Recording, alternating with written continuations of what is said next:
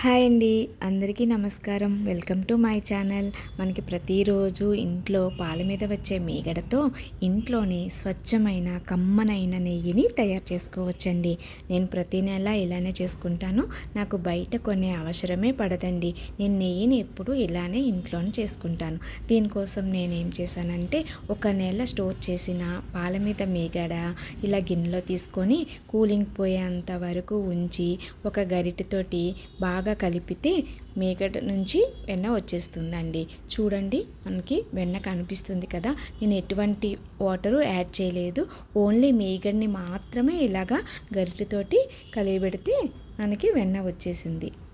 కానీ ఇంకా గట్టిగా రావాలి అనుకుంటే మనం కొంచెం ఐస్ క్యూబ్స్ యాడ్ చేసుకొని మళ్ళీ ఇలాగా కవ్వంతో కానీ ఏదైనా బ్లెండర్తో కానీ బీట్ చేస్తే మనకి వెన్న ఇంకా గట్టిగా వస్తుంది. నేనైతే బ్లెండర్ తీసుకొని బీట్ చేస్తున్నానండి. ఒక 5 మినిట్స్ బీట్ చేస్తే సరిపోతుంది. వెన్న చూడండి వచ్చేసింది, మనకి పైనకి కనిపిస్తుంది కదా, గట్టిగానే వచ్చిందండి.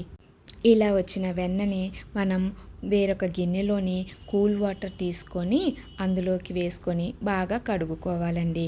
ఎందుకు కూల్ వాటర్ అంటే, మనం నార్మల్ టెంపరేచర్ వాటర్ తీసుకున్నాం అనుకోండి, దాంట్లో కొంచెం హీట్ లాగా ఉంటుంది కదా నార్మల్ టెంపరేచర్ వాటరు, కొంచెం వెన్న కరిగే అవకాశం ఉంది.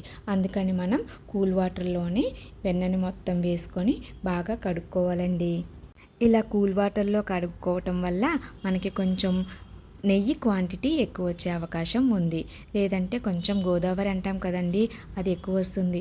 గోదావరి అంటే గుర్తొచ్చిందండోయ్, ఈ గోదావరి తినటం కోసం లేదా ఈ గోదావరితో అప్పాలు కూడా చేసేవాళ్ళు అమ్మమ్మ వాళ్ళు. ఆ అప్పాల కోసం నెయ్యి ఎప్పుడు చేస్తారా అని ఎదురు చూస్తూ ఉండేవాళ్ళం. మీకు కూడా ఇలాంటి ఒక జ్ఞాపకం ఉంటే కామెంట్ సెక్షన్లో కామెంట్ చేయండి. ఇలా అంతా మొత్తం వెన్నంతా నీటిలో కడిగి తీసుకున్న తర్వాత మళ్ళీ ఇందులో కొంచెం కూల్ వాటరే పోసుకొని మళ్ళీ బాగా కడుక్కోవాలండి. కడుక్కొని ఈ నీళ్ళంతా వంచేసిన తర్వాత మనం పొయ్యి మీద పెట్టి వేడి చేసుకోవాలండి. పొయ్యి మీద పెట్టి వేడి చేసేటప్పుడు మనం కలుపుతూనే ఉండాలి. ఎందుకంటే మనం కలపకుండా అలా వదిలేసామనుకోండి, నెయ్యి రాదు, మాడిపోతుంది అన్నమాట అడుగంతన.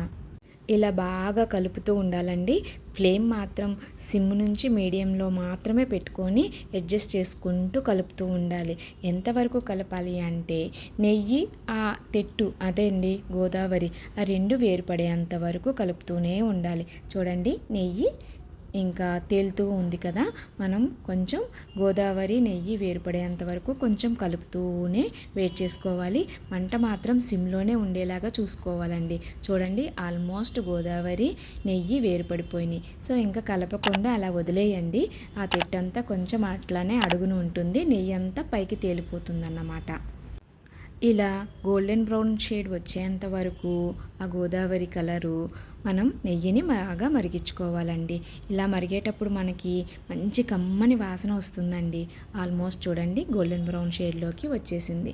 ఇంకా మనం స్టవ్ ఆఫ్ చేసుకొని నెయ్యిని చల్లారనివ్వాలండి. ఇలా చల్లారిన నెయ్యిని ఒక గాజు పాత్రలోని వడకట్టుకొని స్టోర్ చేసుకోవచ్చండి. ఇలా స్టోర్ చేసుకునేటప్పుడు కొంతమంది ఎక్కువ రోజులు నిల్వ ఉండాలంటే కరివేపాకు, తమలపాకులు లాంటివి వాడుతూ ఉంటారు. ఇష్టమైతే మీరు వాడొచ్చండి. ప్రస్తుతం నేనైతే ఏమీ కలపలేదు. చూడండి, నాకు 1/2 కేజీ వచ్చిందండి నెయ్యి.